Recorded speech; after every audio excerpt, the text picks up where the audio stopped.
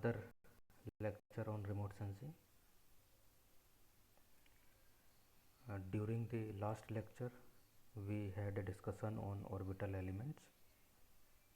If you recall that every satellite moves around the Earth due to gravitational pull, and the path followed by satellite is known as its orbit. The time it takes to complete one round of orbit is known as its orbital time.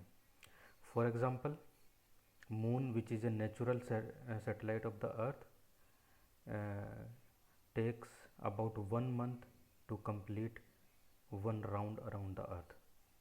Therefore, orbital period of the Moon is 1 month.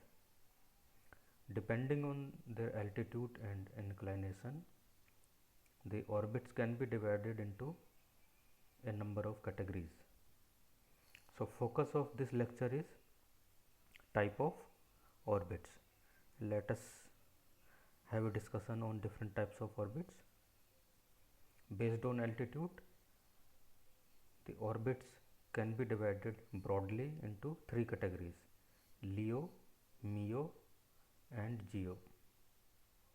Low Earth orbit, that is LEO, are closest to Earth. They are located approximately between 300 to 1500 km above the Earth. Okay. So, these satellites, that is LEO satellites, complete an orbit in about 1.5 to 2 hours. Okay. Here, atmosphere plays an important role. As you know that atmosphere contains a number of gases, dust particles, different type of molecules, clouds, ions, etc. So, due to the atmosphere, satellites experience a kind of friction which is known as atmosphere drag. So, because LEO satellites are closer to the Earth, they experience more atmosphere drag. Okay. So, this because of their lower altitude, the communication delay of the LEO satellite is shorter. So, there are certain advantages and disadvantages associated with LEO satellites. So, one of the major advantages of LEO satellite is that the transmission delays are shorter because of lower altitude. The communication delays for LEO satellites are less than 20 milliseconds. Okay. So, these satellites are good for communication. Okay. Another advantage of LEO satellite is that because they are closer to the Earth, so they provide high resolution images. So, if you are interested in the study of Earth surface features or land covers, then LEO satellites are good. Okay. Because transmission delays are smaller, so we do not require powerful amplifiers and larger antennas for LEO satellites. Okay. This is another advantage. They are low in weight, so we require lesser energy to place them in their orbits. So that's why launching of the LEO satellites is cheaper compared to other satellites. The major disadvantage of LEO satellites is that because they are closer to the Earth, they have to face more atmosphere drag, and due to atmosphere drag, the lifetime of LEO satellite is small. LEO satellites provide their services about for 5 years. Okay.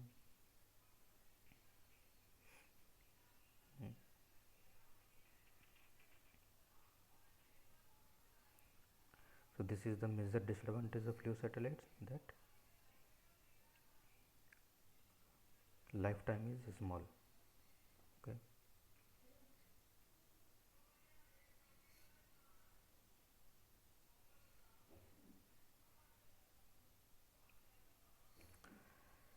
The next category of orbits is medium Earth orbits. As the name suggests, that these orbits are above the LEO orbits but lower than some other orbits, which we will discuss later. These orbits are located between 5,000 to 20,000 km above the Earth's surface. Okay. So compared to LEO satellites, they are heavier, slower in speed, okay, and they have larger orbits. Okay. So due to all these facts, orbital period of MEO satellite lies between 2 to 12 hours depending on the altitude. The transmission delays for MEO satellite is larger than LEOs, and it lies between 70 to 80 millisecond as compared to the 20 millisecond in case of LEO satellites. Okay.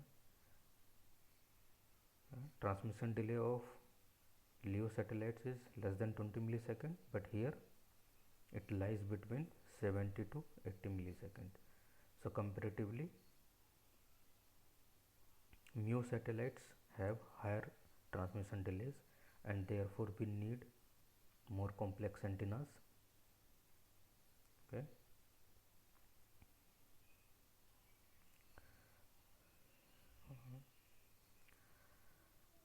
Okay. So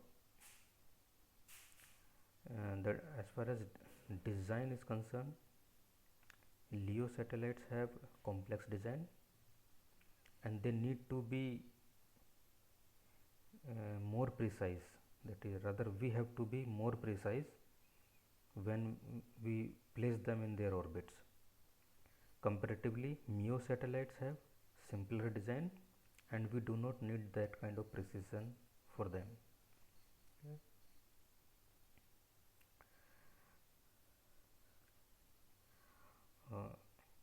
The well-known example of MEO satellites is GPS, Global Positioning System. GPS is a group of 24 MEO satellites. Actually, satellites are not able to cover entire Earth at a time. So if you want to cover entire Earth, we need a group of satellites or a network of satellites. That network is known as satellite constellation. So because LEO satellites are closer to Earth, they cover only a small fraction of the Earth. So in the constellation of LEO satellites, we need 40 to 80 satellites in order to cover the entire Earth. While in case of MEO Earth, because they have higher altitude, they cover a larger portion of the Earth. So MEO constellations, they require 8 to 24 satellites in order to cover the entire Earth. So GPS constellation is also having 24 satellites, 24 MEO satellites located at 20,000 km above the Earth's surface at an inclination angle of 55 degree.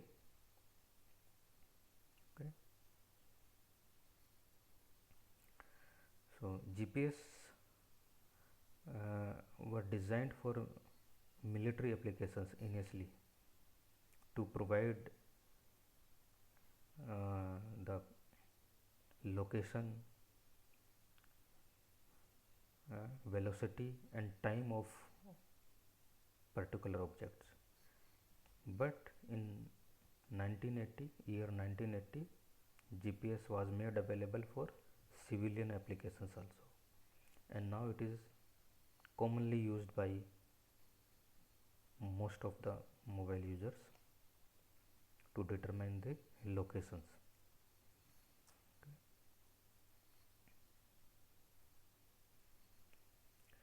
The third category of orbits is geosynchronous Earth orbits. These are the highest altitude. They are located at highest altitude above the Earth's surface. Okay. Approximately the altitude is 36,000 kilometers.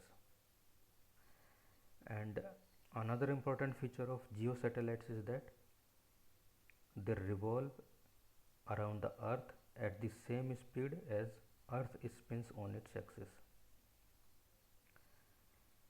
Impact of this property is that geosatellites always see a particular portion of the Earth. That is, for us it appears that probably geosatellites are stationary. Okay. So although they are not stationary, they are moving, but they are moving at the same speed as Earth spins on its axis. So therefore the impact is like this if they are stationary. Okay. So these orbits are very large in size, having semi-major axis of approximately 42,168 kilometers. Okay. Now it is interesting to note that as geosatellites orbital period is equal to Earth's spin period. So what is the spin period of Earth actually? It is not exactly 24 hours. Actual spin period of Earth is little lesser than 24 hours, and actually it is equal to 23.9345 hours, and this duration is known as sidereal day. And the period of 24 hours that Earth takes to have same look at the sun is called solar day. So this picture is showing how much area is covered by different satellites. So you can see that LEO satellites located here, they can cover only this much fraction of the Earth's surface, very small. MEO satellite, much higher than LEO, they cover a much larger portion of the Earth's surface. And GEO satellites, they are much higher than MEO satellites, they cover almost 1/3 of the Earth surface. Okay. So we have very small number of we need very small number of satellites to cover entire Earth with the help of GEO orbits. So higher the altitude, poor the resolution of the images that is captured by the sensors located on those satellites. Okay. So as we discussed earlier that in case of LEO satellites we need 40 to 80 satellites to cover entire Earth. For MEO satellite it is 8 to 24, while in case of GEO satellites we can cover entire Earth with the help of just 3 satellites as shown in this figure. 3 satellites separated by 120-degree angle, and we can cover the entire Earth. Okay. So these orbits are almost circular, having eccentricity equal to 0 because altitude is much higher, so communication delays or transmission delays are also higher, between 0.5 to 0.6 second, while in case of LEO it is less than 10 millisecond. In case of MEO satellite it is between 70 to 80 millisecond. Here it is between 0.5 to 0.6 seconds. Okay, so for these satellites we need more powerful amplifiers and antennas and sensitive receivers for successful transmission. So because of their coverage, these satellites are good for communication and they are good as weather satellites also. Another category which is actually a special case of geosynchronous orbits is geostationary orbit. Okay, and important property of this orbit is that it has inclination angle equals to 0. This one, as shown in this figure, the white orbit is representing the geostationary orbit, and because inclination angle is 0, it simply means that it is located just above the equator. Okay, geostationary angle orbits, they have some angle, but these are inclined orbits, geosynchronous, while geostationary, which is a special case of geosynchronous, is always at the equator. And interestingly, there is only one geostationary orbit. We do not have multiple geostationary orbits. All other orbits, whether LEO, MEO, geosynchronous, a lot of orbits are possible, but geostationary orbit is only one, and all the countries all over the world, they have to share same geostationary orbit. Okay, so geostationary satellites travel eastward along the equator. Okay, and because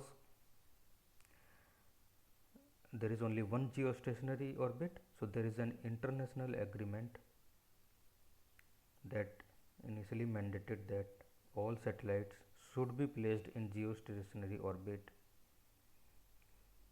at a space of at least 1833 miles. However, now international agreements allow satellites to be placed much closer. Okay,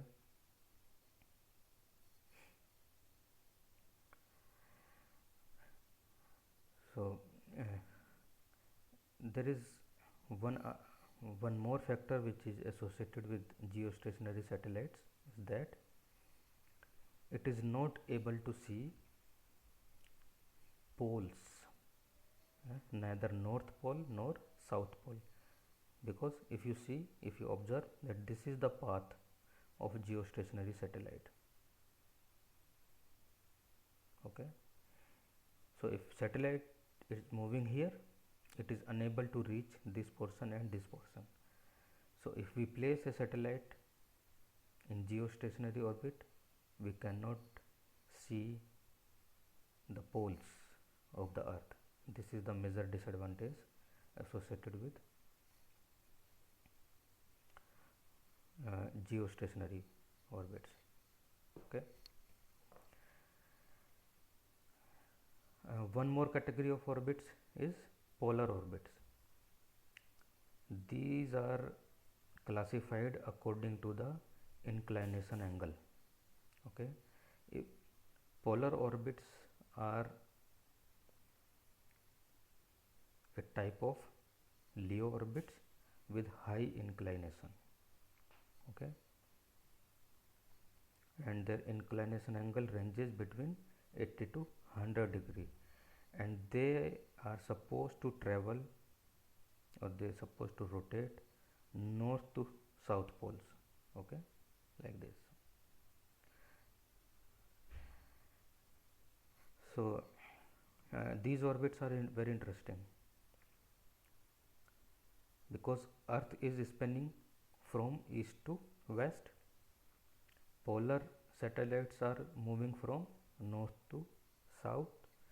So even with the help of a single satellite, we are able to scan the entire Earth surface, as shown in this figure.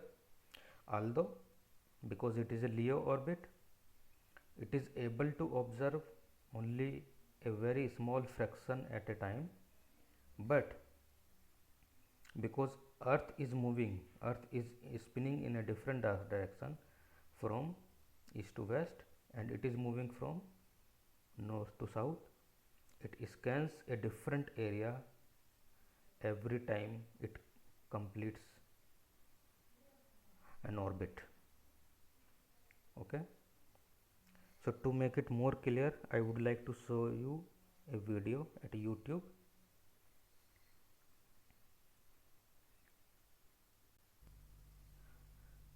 This is a satellite moving in a polar orbit. Earth is spinning from east to west. Satellite is moving from north to south.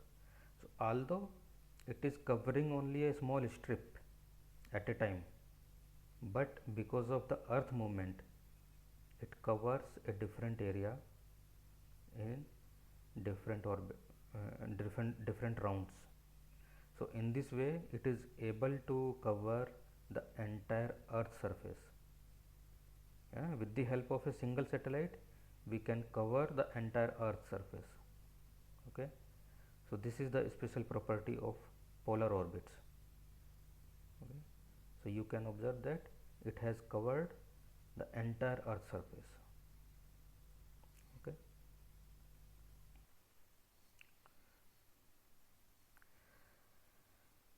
Another category of orbits is sun synchronous orbits. These orbits allow a satellite to pass over a section of the Earth at the same time of the day. Okay. These are different from geosynchronous orbit. They allow to pass over a section of Earth at the same time of the day.